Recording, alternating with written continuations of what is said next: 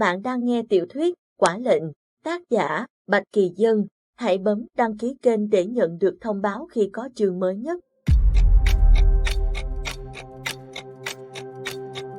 Chương 23, Bí mật danh sách đen. Diệp Minh cùng Tống Huy đứng nhìn lá bài vận động mở hết ra, bắt đầu tỉ mỉ quan sát. Diệp Minh nói, lá bài này chia thành 6 mảnh ghép lại, tượng trưng cho 6 vùng lục địa và đại dương nơi thực hiện dự án tàu ngầm nguyên tử. Trung tâm đặt ở đây, anh chỉ vào vùng giữa của lá bài thứ 3, đây là hải vực, tọa độ H328346, các vùng còn lại là các vùng vệ tinh. Hiện tại có 6 tổ chức đang cùng thực hiện thử nghiệm dự án. Có lẽ những điểm đánh dấu theo hình tròn này là điểm vệ tinh. Tuy nhiên, những ông lớn nào đang tham gia dự án này, chúng ta đều không biết. Các thế lực đều tin rằng đây là bản danh sách có tên của tất cả các ông lớn tham gia dự án. Nhưng nhìn vào đây thì chỉ có bản đồ cài đặt dự án mà thôi. Tống Huy chỉ vào góc phía trên bên phải của lá bài. Những con số này chính là bản danh sách được mã hóa. Nhạc Ly, em kiểm tra xem dãy số này có ý nghĩa gì. Diệp Minh bảo Nhạc Ly tới gần. Cậu nhìn chăm chú một lúc, lắc đầu. Em đã tính ra khoảng 2 triệu kết quả, nhưng không kết nối được với các chữ cái. Tống Huy kinh ngạc, hả? Cậu nhìn một lúc mà tính được 2 triệu kết quả. Diệp Minh cười nhìn hắn, IQ của Nhạc Ly chỉ thua cậu một chút thôi. Tống Huy trừng mắt, anh điều tra IQ của tôi. Diệp Minh bật cười trước vẻ hung hăng của hắn, chỉ Nhạc Ly, là Nhạc Ly kiểm tra, không phải tôi, hừ.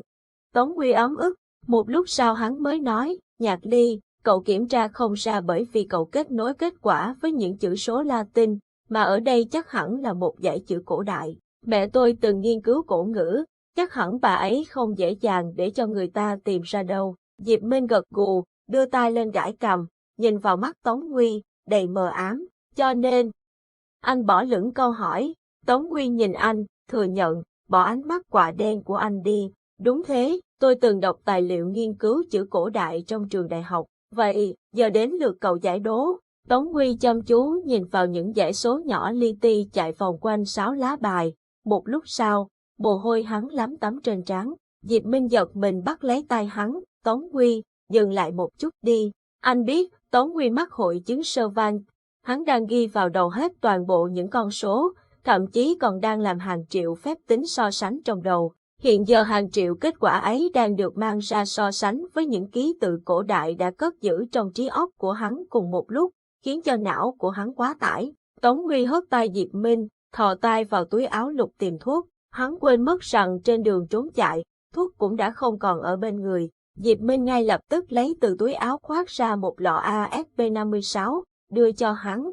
Tống Huy, uống vào đi. Anh quay sang Nhạc Ly, mau, lấy cho cậu ta cốc nước. Nhạc Ly chạy đi rót cốc nước trong khi Tống Huy vội bỏ thuốc vào miệng. Cơn đau đầu vừa ập đến lập tức dịu lại. Hắn cầm cốc nước từ tay Nhạc Ly uống cạn. Diệp Minh dìu hắn trở lại ghế sofa, vẻ mặt lo lắng đến tái đi. Tống Huy, sao rồi? Không sao, tôi đỡ rồi. Mà, này, ASP56 ở đâu ra thế? Là tôi chuẩn bị sẵn cho cậu. Phắc, làm sao anh biết? Vì sức khỏe của cậu, tôi phải biết. Thôi nghỉ một chút đi, nằm xuống đây. Anh vừa nói vừa lấy gối kê xuống đầu Tống Huy trong khi hắn ngã người nằm ra ghế.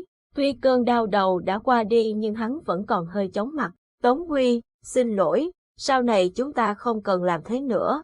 Lát tôi bảo Tiểu Hà quét dãy số ra máy tính rồi tìm cách so sánh. Tống Huy lắc đầu, đưa dãy số ra máy tính và so sánh với các ký tự cổ đại sẽ mất 20 năm để cho ra được kết quả. Nếu mẹ tôi làm việc này để những người khác dễ dàng tìm được kết quả thì bà đã không phải trả giá. Vậy chúng ta cũng không cần tra cứu danh sách, quan trọng nhất là đã biết được vị trí trung tâm tọa độ ở hải vực, nơi có thể tìm thấy hàng Anh. Không, tôi cần phải biết những kẻ đứng sau vụ này. Chẳng phải cậu nói cậu không quan tâm đến việc cứu thế giới đó sao? Diệp Minh bất giác đưa tay vuốt tóc hắn, dịu dàng nhìn hắn.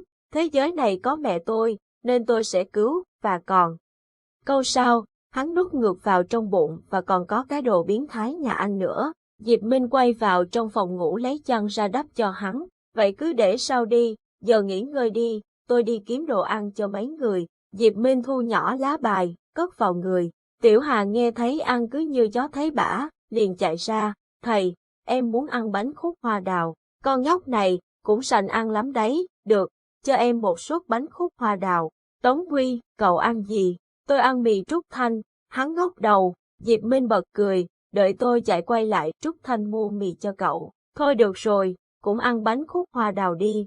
Nhạc Ly nói, em cũng thế. Diệp Minh lấy áo khoác đi ra ngoài, anh cẩn thận kéo tất cả các cửa sổ lại, quan sát một vòng trước khi đi. Nếu có động tĩnh gì phải gọi điện cho thầy ngay, biết chưa?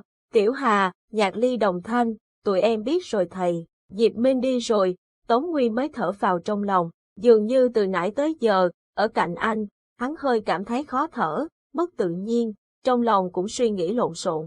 Cái hôn vừa nãy khiến hắn mất tập trung, cộng với việc tính toán hàng triệu kết quả trong đầu, hắn lập tức bị tẩu hỏa nhập ma. Tống Huy nhắm mắt, mơ màng chìm vào giấc ngủ, nhưng hắn cũng chưa kịp thả lỏng thì nghe thấy giọng Nhạc Ly, Tống Huy, dậy đi, Nhạc Ly hùng hổ đứng chống nạnh trước mặt hắn, vẻ mặt rất trẻ trâu, tôi cảnh cáo anh mà còn động đến thầy một lần nữa tôi sẽ không tha cho anh. Tuy rằng thầy chỉ vì nhìn thấy anh giống cố nhân mà đối xử nhẹ nhàng với anh, nhưng đừng có mà được đằng chân lân đằng đầu. Một ngày nào đó, thầy nhận ra anh không phải Phu Đế Quân, thì anh cứ liệu cái thân anh không biết thầy là người thế nào đâu. Gì cơ, Phu Đế Quân là ai? Tống Huy mơ màng hỏi, là Lãnh Vu Thần đó, chính là Phu Đế Quân, thời Đại Đế. Tống Huy hỏi, ý cậu nói người cũ của thầy Diệp là Phu Đế Quân Lãnh Vu Thần, vị vua đoản mệnh nhất thời Đại Đế đó à? Có phải cậu bị thầy cậu tẩy não rồi không? Hừ, mặc kệ anh có tin hay không, việc chúng tôi nghiên cứu Gen X chính là vì thầy muốn tìm lại chuyển thế của Phu Đế Quân ở kiếp sau. Nghiên cứu của chúng tôi hoàn toàn có cơ sở. Vậy sao không thử luôn đi xem tôi có phải Phu Đế Quân chuyển thế hay không? Tống Huy mỉa mai, thầy không muốn thế, thầy sợ, nếu anh không phải là người đó, thì, thầy trò các cậu đúng là não bị kẹp cửa hết rồi, tránh ra để anh đây ngủ một giấc, mệt chết đi được. Tống Huy xua xua tay, Nhạc Ly tức xì khói, cả về y quy lẫn miệng lưỡi đều thua cái tên vô sĩ này, cậu cũng suýt chết vì anh ta, thế mà còn coi thường cậu. Nhạc Ly còn định cãi cự nữa thì Tống Huy đã trùm chăn lên đầu, quay mặt vào thành ghế. Nhạc Ly ấm ức quay lại bàn máy tính, tiếp tục tra cứu cái gì đó. Triệu Thanh, Mã Linh, Hải Tâm cũng đang trên đường tới Bạch Thành. Trên xe, theo thói quen, Hải Tâm ngồi ngủ gật trên ghế sau, Triệu Thanh im lặng lái xe, còn Mã Linh đang cố sâu chuỗi những mắt xích trong vụ án. Hơn một tuần qua các vụ việc cứ nối đuôi nhau xảy ra như thể một vụ nổ Big Bang, chồng chéo lên nhau đến mức bộ óc linh hoạt của Mã Linh bỗng nhiên bị quá tải. 6 cái xác trong phòng khám nghiệm tại sao mà bỗng nhiên biến mất? Tống Huy mang theo bí mật gì mà bị truy sát? Diệp Minh là nhân vật như thế nào mà thực lực lại kinh hoàng như vậy? Ngoài ra còn cả vụ ăn đạn tự hành ở Tây Phong, mấy trận bị rượt trên đường, chưa kể nhà an toàn bị lộ. Càng nghĩ càng rối như tơ, Mã Linh quay sang Triệu Thanh, anh có thấy dạo này sếp Lâm có chút kỳ lạ không? Có, nhưng tôi không nắm rõ được kỳ lạ ở chỗ nào. Bao nhiêu vụ án xảy ra như vậy, sếp Lâm cũng không chỉ đạo sát, chủ yếu là hô hào chúng ta đi xử lý. Rất khác với thường ngày, bình thường ổng sẽ triệu tập cuộc họp chuyên án, đằng này đến hồ sơ cũng chẳng tập hợp, hình như ổng có chuyện gì đó cần giải quyết. Cô nói rất đúng, chúng ta lao vào vụ này cơ bản là vô cùng rối ren, cũng không biết bắt đầu từ đâu. Hôm nay đến Bạch Thành nếu không thu được kết quả gì, lập tức về cục báo cáo Lâm Dược Hàn, đề xuất hướng điều tra cụ thể. Phải.